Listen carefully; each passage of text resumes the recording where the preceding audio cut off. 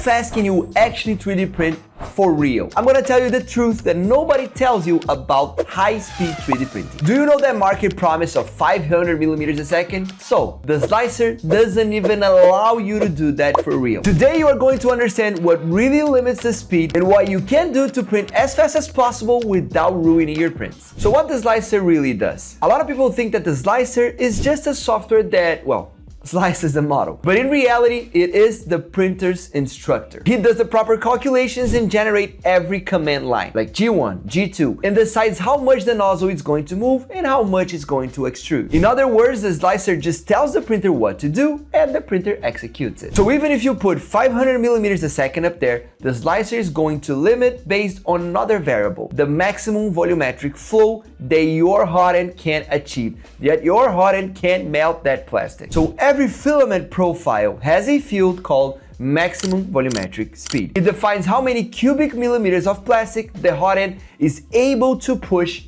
per second. It's basically the bottleneck of the system. Even if you say it's 500 millimeters a second, if the filament limit is 12 cubic millimeters per second, the slicer is going to automatically reduce the linear speed in order not to force too much the extrusion. So to understand this in a simple form, let's do the following calculation. Flow cubic millimeters a second equals the layer height times the extrusion width times the speed, which is in millimeters a second. So let's assume a layer height of 0.2 millimeters, a layer width of 0.4 millimeters with a speed of 100 millimeters a second. So that's 0.2 times 0.4, which equals 8 cubic millimeters a second. Cool. Now try to reach the 500 millimeters a second. That would be 40 cubic millimeters a second, but the maximum volumetric speed of your profile is 12. So the slicer is going to automatically cut it to something close to 100 millimeters a second. Even if you told them specifically to put 500, not all filaments take the same flow rate. On Bamboo Studio, for example, the generic PLA comes with 12 cubic millimeters a second, while the Silk PLA comes with 7.5 cubic millimeters a second. And as you might imagine, other materials like ABS, PETG, TPU also have different values. And if you want to know more about other types of materials, leave in the comments below. In other words, it's not just the printer, but the material is part of the equation. So to test the real limit, we printed two temperature towers with flow corresponding to 8 and 48 cubic millimeters a second, which would give you 100 to 500 millimeters a second. When I printed the smaller tower, it was not as visible the difference in speed. But on the overhangs, when we went over 200 cubic millimeters a second, you can already notice that the quality is not that good anymore. But surprisingly, the rest went really well in this test. And to make the speed difference even more visible on the quality, we have increased the size of the tower. Because even if we put 500 cubic millimeters a second in small prints, the printer does not have enough room to achieve that speed. Think about a race car track that does not have long straights. The car cannot reach its maximum speed, and the same thing happens with the 3D printer. But I'm gonna talk a little bit more about acceleration. Increasing the size of the tower, we already see that the difference in quality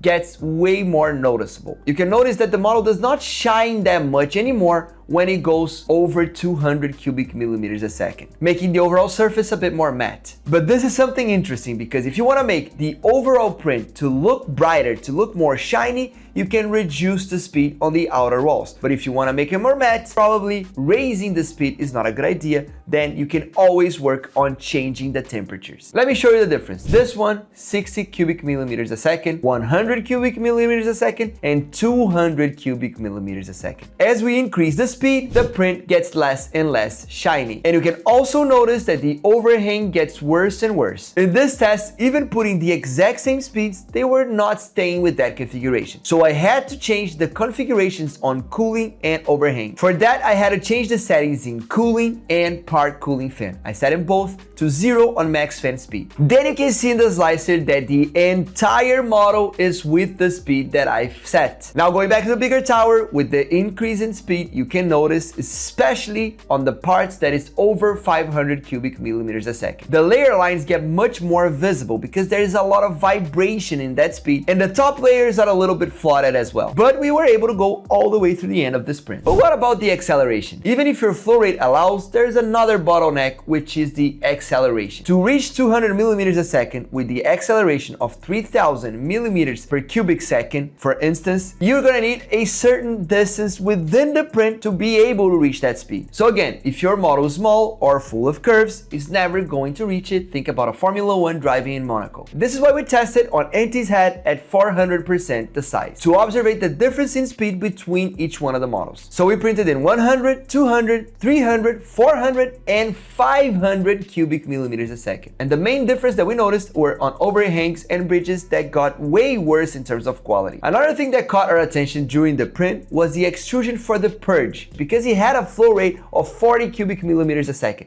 So it did make a lot of noise. Besides that, the quality of the infill was also really bad, which generated a lot of noise with the nozzle going back and forth. However, since Anti's head does not have sharp corners and it's kind of like a rounded up cube, I decided to print a controller holder that has more narrow corners. I set everything to 500 cubic millimeters a second, and then we got to see a lot of flaws, especially in the corners, but it surprised me because I honestly didn't think it was gonna go all the way to the end. A simple method that we use here inside STLFLIX that allows you to print fast but prioritizing quality is use the high quality profile that a few slicers put in their printer profiles. They usually have a layer height of 0.16 millimeters for a better resolution, but the bigger differentiator is in the speeds and accelerations. They are more contained and avoid vibrations and subtle movements. So we take advantage of those configurations and we use it on a 0.2 layer height, creating what we call a faster high quality profile. So in reality, how fast can you print? And the answer depends. What we learned today is that the determining factor is the material and its capacity to quote-unquote melt well. And obviously the temperature can increase a little bit that property. So to sum it all up, on standard PLA, but tweaking the temperatures, we are able to increase the speed limit. But it's up to you to understand what is your limit in terms of quality that you wish to sacrifice. Other than that, to print in 500 millimeters a second only happens during the travel and on marketing claims. And don't forget our tip, what really makes your life easy is to use the high quality but increasing the layer height to 0.2. That is a great start. So if you think this video is useful, leave a thumbs up and subscribe to our channel. By doing that, you're not gonna miss future videos and learn how to optimize your prints. Bye.